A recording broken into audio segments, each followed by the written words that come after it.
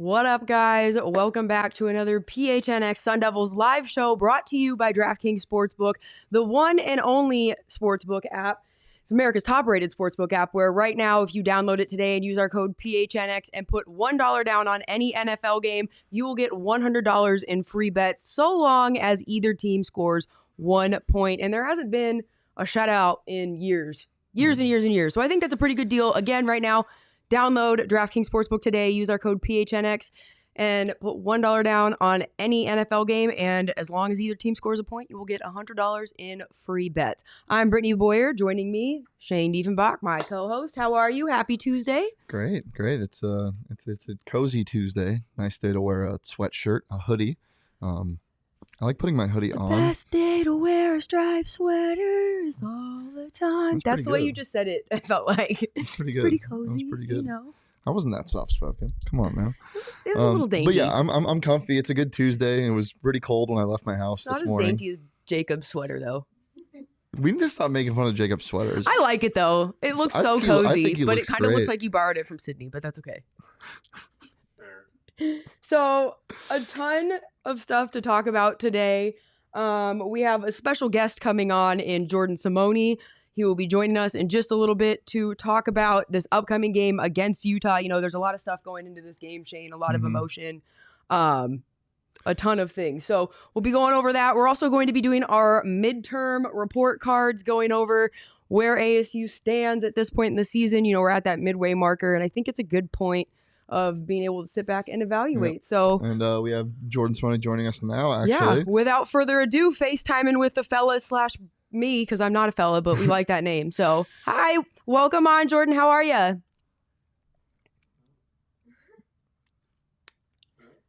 Are we frozen? Well, I think we're having some technical difficulties, so we'll get that worked out. But let's get our question of the day going. Yeah, first. We'll throw the question of the day out there first. Is the game between ASU and Utah considered a rivalry to you? Because I personally don't consider There's only one rivalry. Exactly. There's only one rivalry, and it's not really even a rivalry anymore. Yeah, it's ASU versus U of A. So, you know. Plus, Utah new into the Pac-12. I mean, it's not a rivalry. It's going to be a great matchup, and maybe this will spark something. But from my point of view, like being a sports fan in general, I firmly believe that there is only one true rivalry for each team, and that's how it should be. When you have multiple rivalries, they don't become rivalries. They just become intense games that you have to play every year. And that's what the Pac-12 is. I mean, if you consider that a rivalry, then almost every game you play in the Pac is a rivalry because all of these games are intense. All of them are close. And yeah, as we've talked about with the cannibalistic nature of the Pac-12, I mean, it's so hard to just win a game in general. So it is. Let us know what you guys think on our Twitter at PHNX_Sun Devils. We'll be tweeting that out right now. And respond with what you think. We'll bring them up throughout the show. So make sure to get engaged on the Twitter sphere. Yeah, I'm going to tweet that out right now. Again, Jordan just let me know he's having a little bit of an issue with the link, so we're getting him a new link to get him on here ASAP. I personally don't think that there's I agree with you, Shane. I don't think that there is a rivalry in this game between ASU and Utah. I think, yes, it has got incredibly heated in the last couple years. Yes, Utah has really transformed and become one of those teams that has the potential to be a pain in the ass for the Sun Devils. But I really don't want to say it's a rivalry because I don't think of it as that.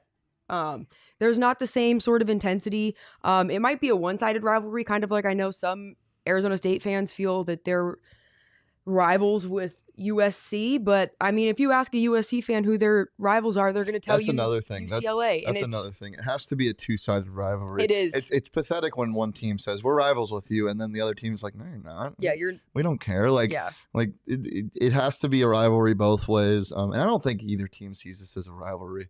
As I said, it's a Pac-12 game. They're always going to be intense. They're always going to have fireworks and emotions flying. But at the end of the day, it's not a true rivalry to me.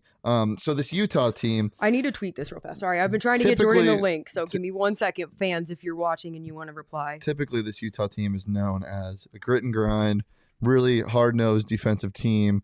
And this year, they're giving up over 300-something yards a game.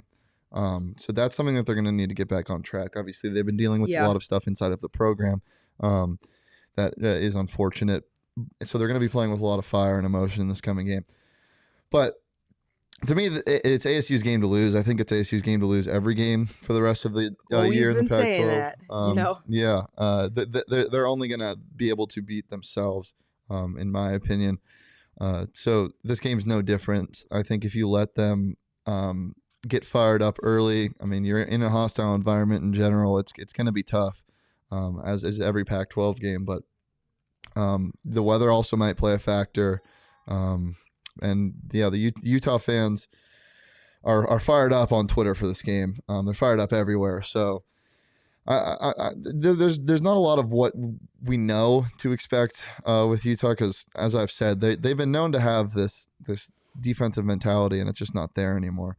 For yeah, this year, I feel like this year there's something that's just lacking. I feel like I'm not really exactly sure what happened during the pandemic, but they did have a number of players who transferred out, and then they had the death of a player in December, the death of the player recently. There's just been a lot of stuff that's been going on. So I believe that we have Joran Simone waiting for us now. Okay, here he is. Hi, Jordan. Welcome on. How are you?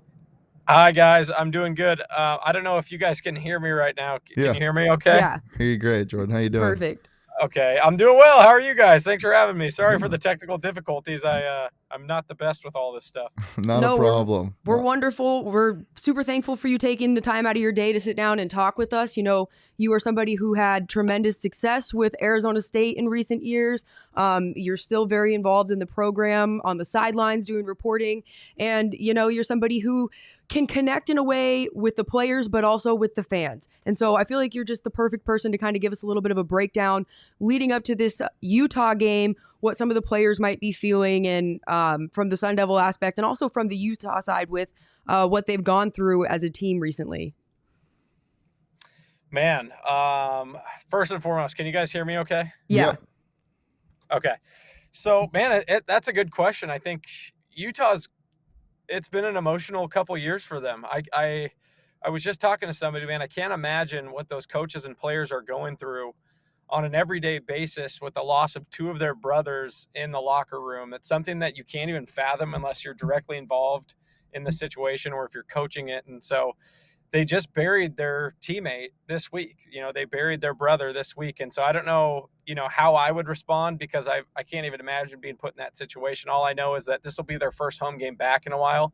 Yep. And so it's going to be really emotional. That place is going to be full of a lot of emotion from the fans, from, you know, their team and their coaches. And so, you know, obviously they're going to go and try and win that game for Aaron Lowe, you know, who lost his life recently. And, you know, our hearts just go out to that program and their family, man. It's just one of those things you just can't understand. But, man, for ASU, you know, they've got an opportunity to put themselves in the driver's seat in the South. You know, kind of similar to the UCLA game a couple weeks ago, where it's like, hey, if you guys take care of business, you can win this game. And not only that, you'll put yourself in great position to be in a Pac-12 championship game a couple months from now. And so that's all you got to do. You got to handle your business every week in the Pac-12. And that's why people love playing in the Pac-12 coming out of high school, is because every week there's competition. You know, besides the team down south, there's competition in the Pac-12. So, yeah, there's a little overview for you. Yeah. Well, Jordan, I know I was at ASU when you were playing, and you're a guy that I just love to watch fly around the football field because you play with such emotion. When it comes to playing with that much passion and obviously love for the game, what's the barrier, or what's the line that you have to try not to cross when it comes to too much emotion? Can you play with too much passion, I guess is what I'm asking. Yeah, that's a great question. First and foremost, thank you for the compliment. I appreciate that. It's really nice of you. Yeah, there is a level of too much passion and too much emotion. You've got to play with controlled. You know, that emotion's got to be controlled, because if you're playing too emotional and too, you know, crazy, you're going to get beat. You're going to be focused on other things. You're going to be thinking about the crowd. You're going to be thinking about other things that don't matter. And it's so funny every time I walk into Sun Devil Stadium. You know, let me back up. The first time I walked into Sun Devil Stadium after my playing career, I was blown away at how cool the stadium is, how many fans are there, you know, what the lights are like, the big screens, versus when I was playing. I walk in and I'm literally going to war. I'm not thinking about anything else besides playing and what my job's going to do when I'm on the field. So it's funny how you walk into that atmosphere post playing, and even, you know, the games I travel to, the Rose Bowl, the Coliseum, man, it's so different when you're not playing because you're just level of focus so much different. And so, man, you have to play with controlled aggression and emotion, because if you're out of control, it's going to be 6 points the other way on any given play. Now, you've played in some really wild environments. I believe you were part of the team that did travel to Texas to play the Texas A&M in that one game, correct? And then you also were part of the team that took on Notre Dame, or was that before you had transferred here from Washington State? I played Notre Dame in 2014. Okay. I was a junior that year. So you've played in some really insane environments as well. And we all saw how Arizona State did struggle a little bit on the road against BYU with the noise and the crowd factor. You know, coming off of last year when they had no fans in the stands, transitioning into this year, that was the biggest crowd they faced. And most likely the number of people that are at this Utah game is going to be the biggest crowd they've seen since then this year. So how do you think that they're going to deal with the crowd noise a little bit better versus the game against BYU? That's a good question. I think they'll be more prepared for it. You know, 17 penalties and 4 turnovers, and they lost by 10 in that hostile environment. And so now that they've been through that, right, and they've experienced it, they know how to react in those situations. And by the way, most of these guys on this team have played at the University of Utah and lost in that rainy game 2 years ago when I was actually on the sideline freezing my you-know-what's off. These guys were playing and trying to throw the football around, and it was soaked. I mean, it was brutal. The conditions, it was so windy. And so I think this team wants revenge. I think they should. I want revenge. Man, the crowd was pretty nasty to the team, to the people on the sideline last or a couple years ago when we were there. And I got to tell you, though, I always love playing against Utah because you know what you're going to get. It's just Kyle Whittingham, physical football, a bunch of dudes that are mean and tough. And I do have so much respect for the guys that I played against when we were at Utah and that coaching staff. But I'll tell you what, those fans are ruthless. They'll say some things that, man, they need to go to church on Sunday to be forgiven, because it's pretty brutal, man. You want to talk about a hostile environment? I'd say there and Oregon are probably the two craziest things you'll hear from fans. Man, they get after it. What has to be said to players when a game like that BYU game gets kind of out of control and you can tell that the crowd is influencing the game? What is said and what impacts players most to get them right back on the right track, so when they come into a hostile environment in Utah, that doesn't happen again? You know, it's a maturity thing. It's a mental maturity and a composure thing that when you're playing on the road, you got to be ready for that scenario. It's not like they didn't know that BYU wasn't going to sell out the place after they just beat their crosstown rival in Utah the week before and were nationally ranked. They're going to pack it out, and it was going to be loud. And to be honest with you, I'm surprised that the Pac-12 didn't want to include BYU in the Pac-12 because of how awesome that environment was, how good their fan base is. But you've been through it now.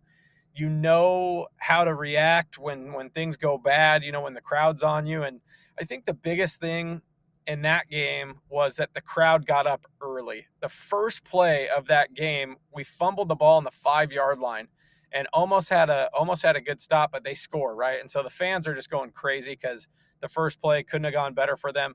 So this game, you've got to get up on a team early, right? And our defense has played so well. Our offenses look so much better.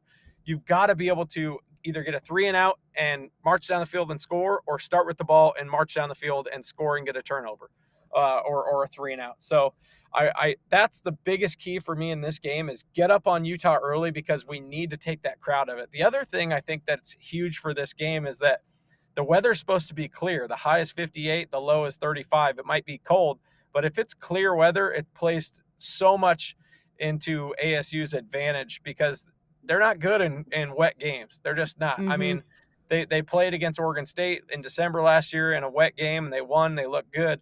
But I just don't like them playing in rainy games because they never practice in it. Yeah.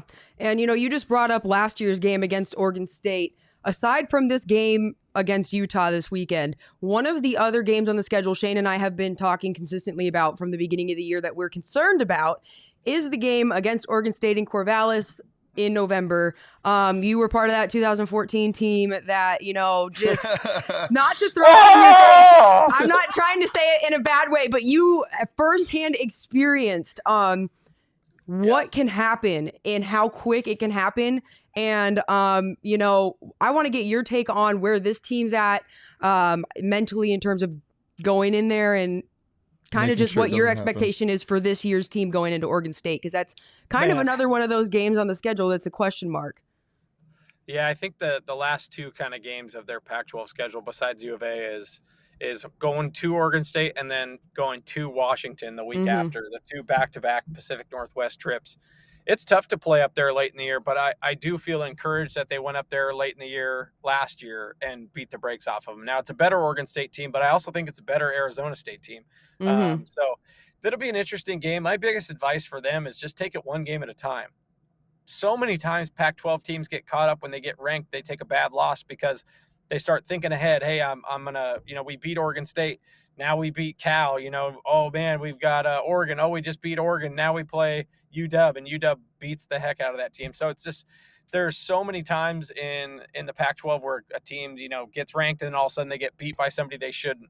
So just take it one game at a time. That's all you can do in this long Pac-12 schedule, especially when you go on the road in those Pac-12 after dark games that I'm sure will start at 11 p.m. at night and we'll get home at 5 in the morning. It's so brutal. Yeah. So I'd be remiss if we're talking about the PNW and we're talking about passion. You got your chance with a team that you rooted for in Seattle in a training camp. There's a story about you picking off a pass and taking it back during one of those training camp sessions with Bobby Wagner and Cam Chancellor falling behind you. Can you speak about what the passion is like, even just in an NFL training camp or practice, and how different that is from the NCAA? Man, that's a good question. I don't know if I've ever been asked about that. Well, first and foremost, let me just say that was probably one of the coolest moments of my football career, like my individual football career. For sure. Being a two-time walk-on and, growing up in Seattle and watching the Seahawks. Growing up, I never thought I would ever play, for the Seahawks. It's not something you think about. And then, kind of my junior year, I was like, oh, maybe I could play in the NFL. And my senior year, I was like, I absolutely need to play in the NFL. And so, and then tearing my ACL and breaking my kneecap 8 months later and getting a chance in a rookie mini camp and then getting signed. And it was just an awesome process. And I built some really good relationships in my short time there. And, still being able to talk to Richard Sherman and Cam Chancellor and Bobby Wagner. And, I saw them all this summer. And so it's just cool to be able to go back to my hometown. And, I never gave up.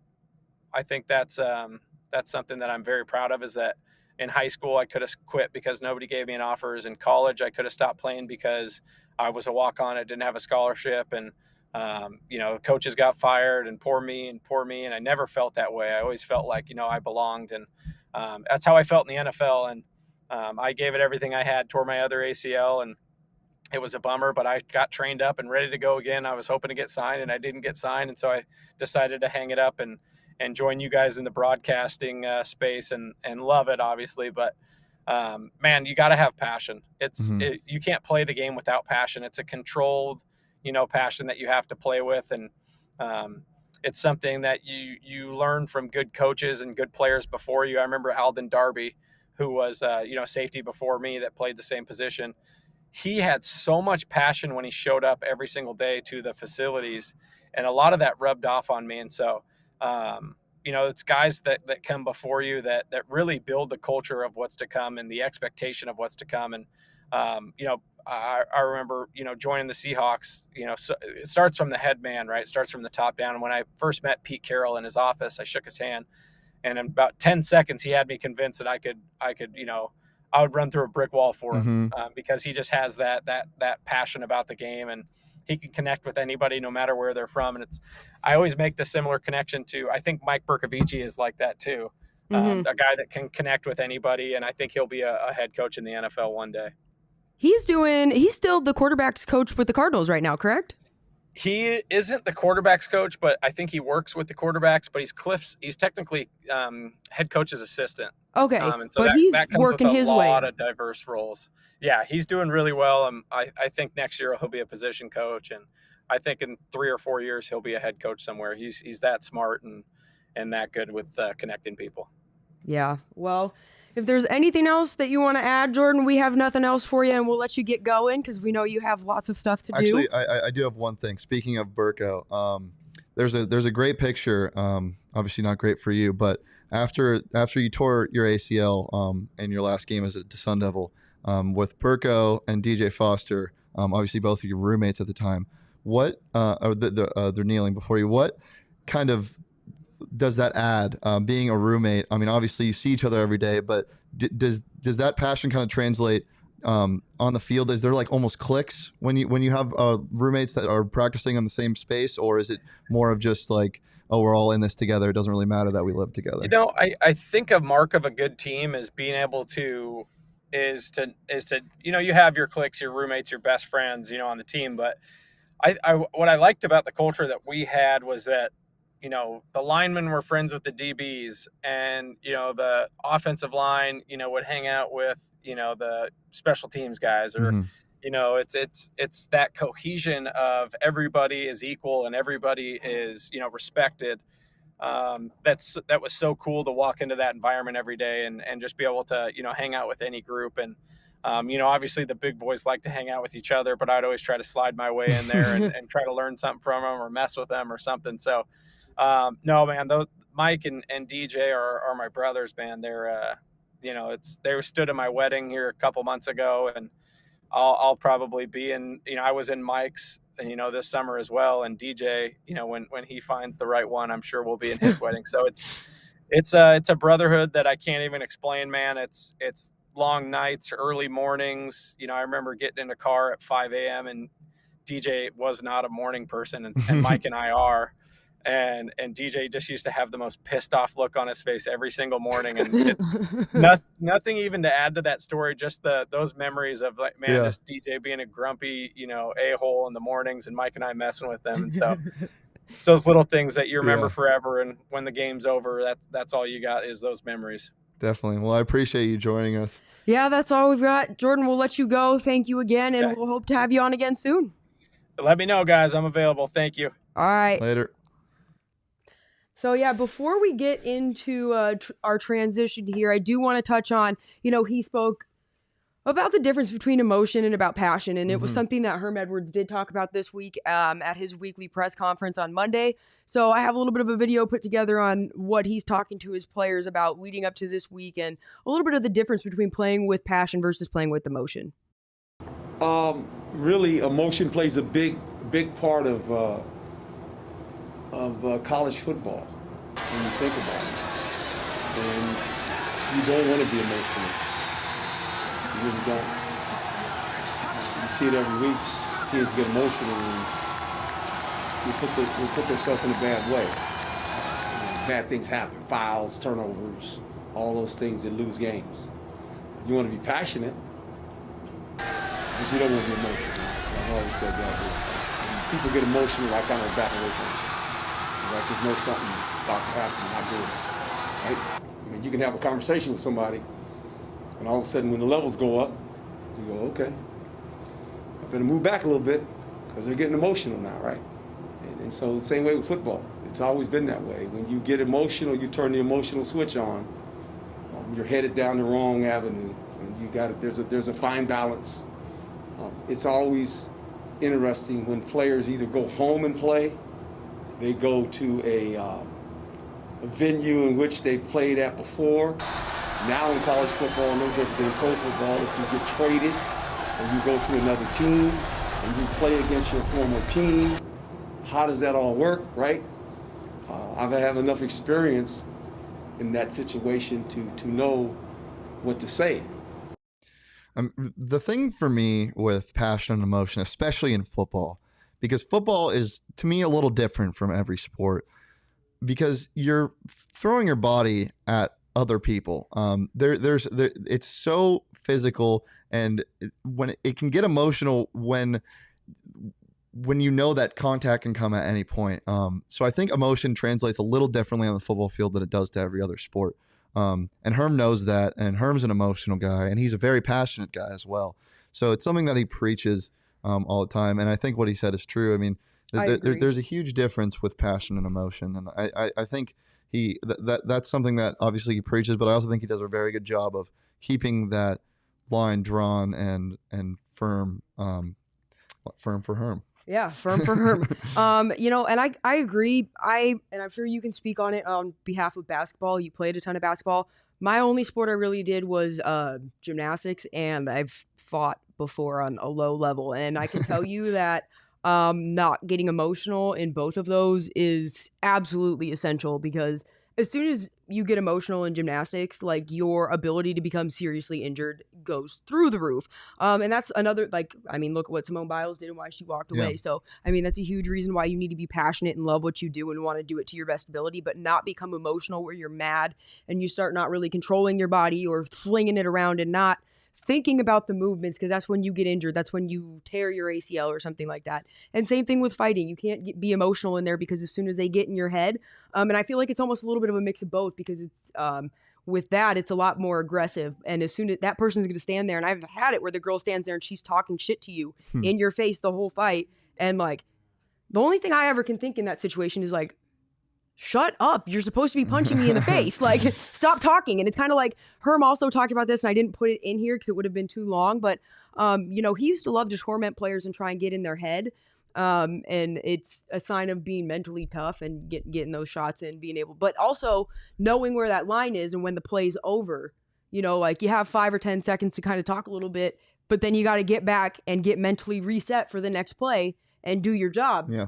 Or else all that talking was for nothing. Well, so talking about our own experiences, in high school it's completely different, because the controlling your emotions things comes with maturity.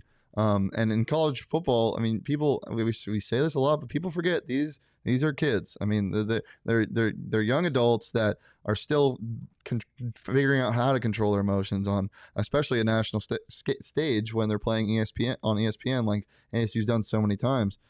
So it's a lot harder for. It's a lot easier for somebody that's watching the sport to just say, hey, don't do that after the play, because you don't know what's going through their mind and what they're thinking at the time. So, and another thing is, when these guys, if their game translates to the NFL and they do get a spot on the roster, the NFL now has things in place to keep emotions in checks with the taunting rules that's been so widely talked about across the nation. There's no taunting rule to draw penalties specifically for college football right now. So, these flexing at somebody on the ground plays, or, yapping too long after a play, they're going to have to get those in check at the NFL level. And I'm sure Herm has touched on that. And yeah, it's just hard to keep emotions in check when you've been told to give everything you have. And when everything you have also equates to, your passion and everything you want to give toward the game is emotional. It's hard to keep that emotion back while giving everything you can physically. Yeah, I agree. And also, you think about it, I have an example in Jack Jones last week. Mm-hmm. I felt like in a couple different scenarios, he let his emotions almost get a little bit of the best of him. He could have had 3 picks in that game. Instead, he had just 1. 2 of them were right to him. And I think he just got a little bit too excited too soon and started trying to go before he fully had the ball in his hands, and he just wasn't able to secure it and pull it in. And so that's a prime example or situation where you can't let your emotions get ahead of you. It could be that, or it could be catching a football is pretty hard still. Well, that too. I know. I'm just saying, there was a couple of them, and he even came out and said, in the hallway after, that was one of the comments he had made to AP, was I could have had 3 of them things. Yeah, if you get your hands on the ball, you're expected to pick it off. But yeah, all right. Well, speaking of getting your hands on the ball, Manscaped. Manscaped is a fantastic. Thank you, Belia. Manscaped is a fantastic grooming service. If you if you go to their website, manscaped.com, and use that promo code PHNX, you can get 20% off and free shipping right now. They got the Lawnmower 4.0 that just came out. It's fantastic. It's been doing me good. I got a day off tomorrow. I think I might do some manscaping up top. And get this whole situation figured out. The mustache isn't going anywhere, folks. Do not worry. But it's a great service. They got the ball spritzer, they got the ball toner, they got the body wash, make you smell fantastic. Their boxers are breathable and fun to put on, which is a hilarious statement, but it's true. They feel very nice.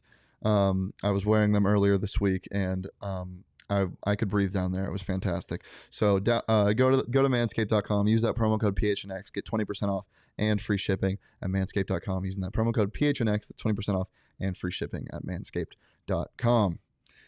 Brittany, the line right now on this ASU game, last I saw, ASU was only favored by 1 point on DraftKings Sportsbook. I'm going to go check that right now. I think and see. ASU, if you're going to favorite ASU, I think it needs to be more than a 1 point favorite in this game, because yes, it's going to be an incredibly physical game. Still only one.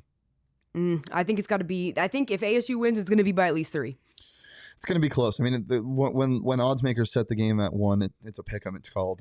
It can go either way. But odds makers had ASU as a -3, or what is it? Plus. No, they were +3, but +3 going into the game against UCLA. But yeah. what was the overall, like?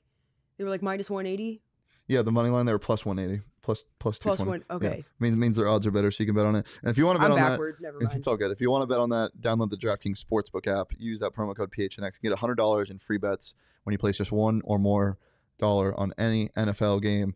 And either team in that game that you bet on scores 1 point, you get $100 in free bets that you can use toward ASU or anybody else. I think that the over-under set at 50.5 total points scored.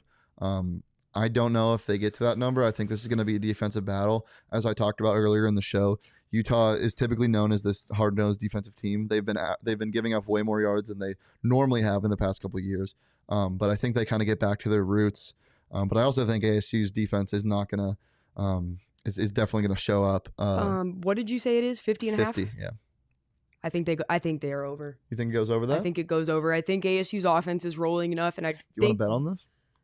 Yeah. I'm taking the over. All right. Well, we'll shake on it now, and we'll figure out terms after the show. Well, I'm taking the over. All right. I'll take the under.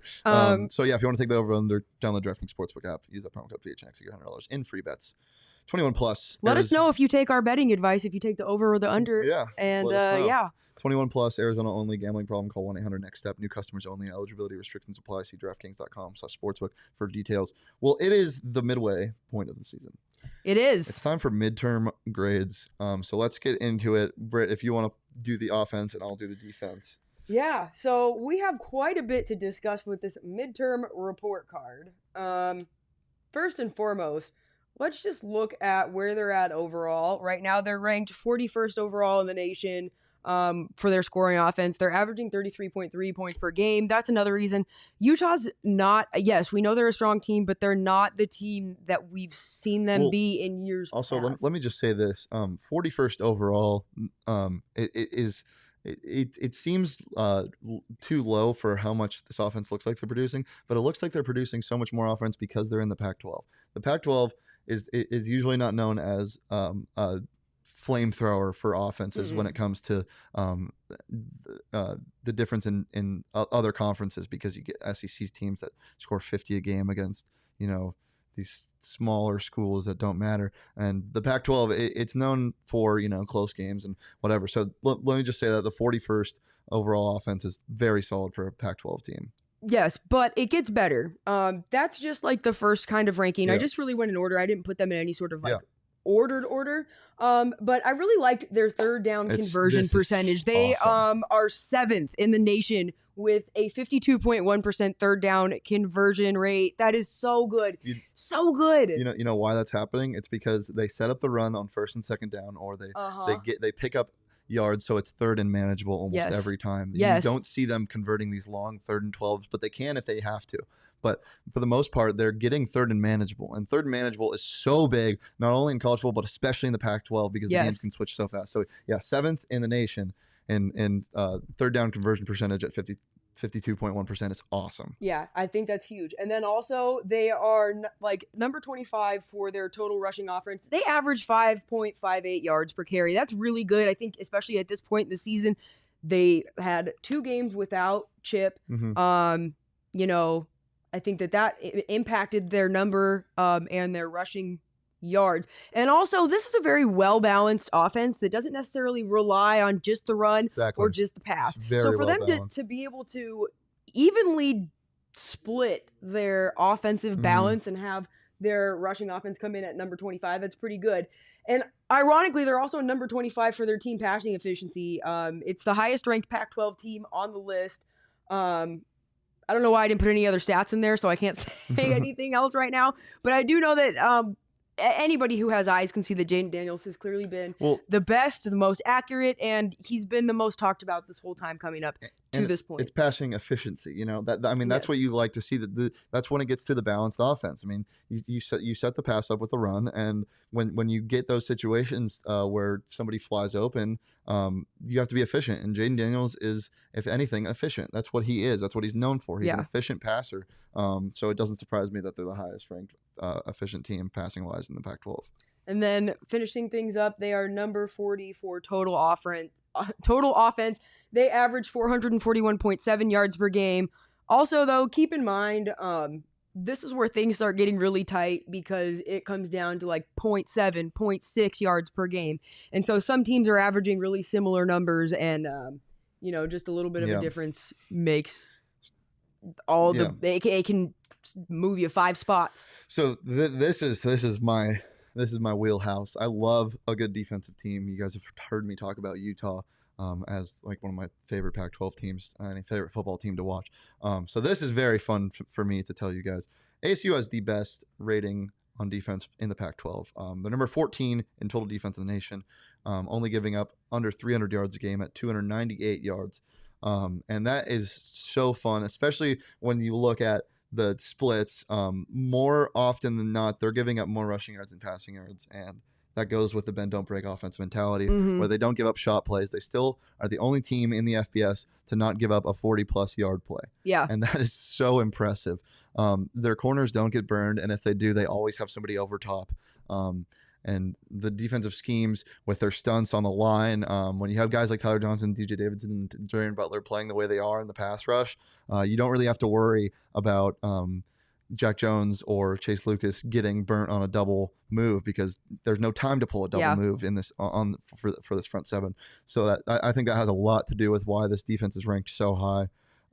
They're tied at number 11 for passes intercepted this year with 8 so far in the season. That's huge, and they could have had more than that, which we've just talked about too. So and it's just overall takeaways. I mean, this team prides itself in taking the ball away. And like we also talked about, this team also already faced the 2 best quarterbacks that they're going to face this year. So should any of these other quarterbacks decide that they're going to take the passing route, I feel like ASU's defense is going to eat them alive, and they know it. But also, they're going to be forced to, because they're able to stop the run against a lot of these teams. This is funny. This is the biggest weak link in this defense right now.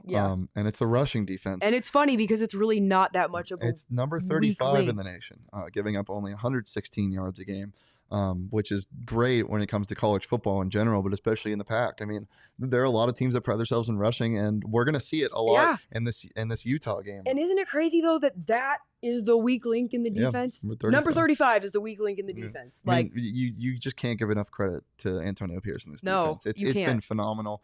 The game planning, the actual play of all of the guys on this defensive unit. And I think the reason why it's been able to succeed so much is because of how many pieces they have at each position that can translate in and out. I mean, you've seen different people start. You've seen different people end the game.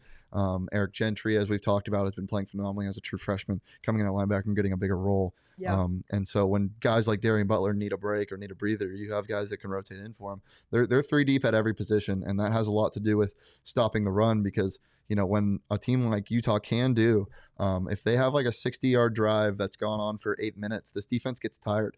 But when you have 3 deep at every position, the defense isn't going to wear out completely. And I think that is a huge reason why this defense has been able to stick especially well against the run. Yeah, they've got some really good personnel groupings going on with the players that they've been sending out on the field for the different plays and rotating in and out.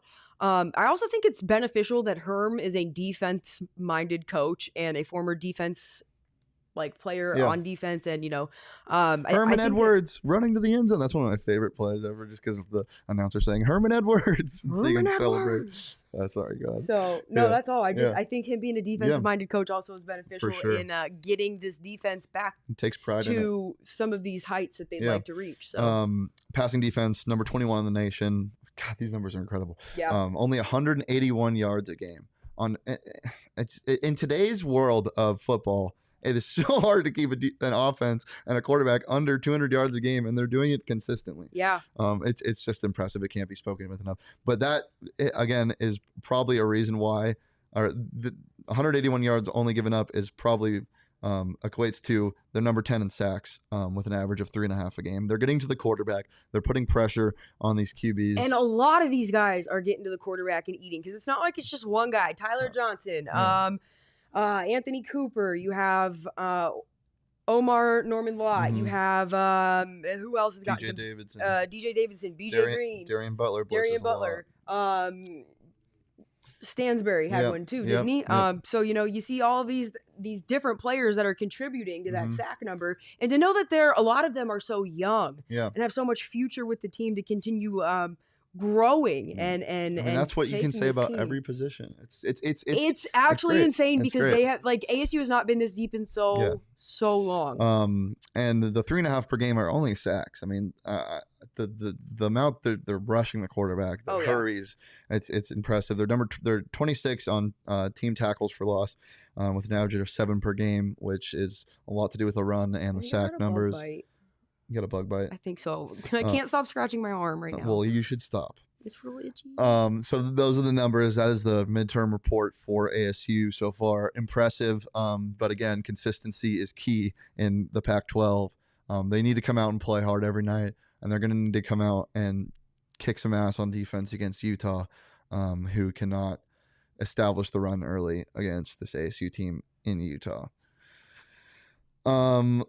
All right, well, let's talk a little bit about Utah, what to expect before we get out of here. Britt, what do you think? I'm expecting it to just be a very physical game. I think it's going to start very physical. I don't necessarily think it's going to be like the game against Stanford where Utah's going to come out and score quick and score first and get on the board. But I do see it being a very physical game where it takes each team a little bit of time to get the offense going and get a groove. And I feel like we're going to see something similar in the second half where the defense comes out and is able to shut down Utah, and the offense is able to take ASU to run away with the win. I think the biggest thing I think is going to happen, Zach Hill always has great scripted drives to start games, but I think this one is going to be so momentous. Depending on what happens, if they win the coin toss, most likely they will defer and Utah will start with the ball. I almost like that better. I love that. I mean, it sets the tone. If they can win the first half, they can control the rest of the game. Well, if you can stop the first drive too, yeah, I think for sure. And they've been able to do that.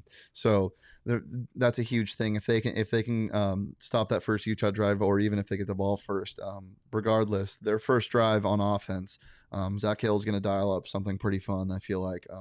Because a hot start, I know we say it, and it's going to sound like a broken record, a hot start's crucial in this game, specifically because of the hostile environment and what they want to replicate with what they did with UCLA, and what they couldn't do against BYU.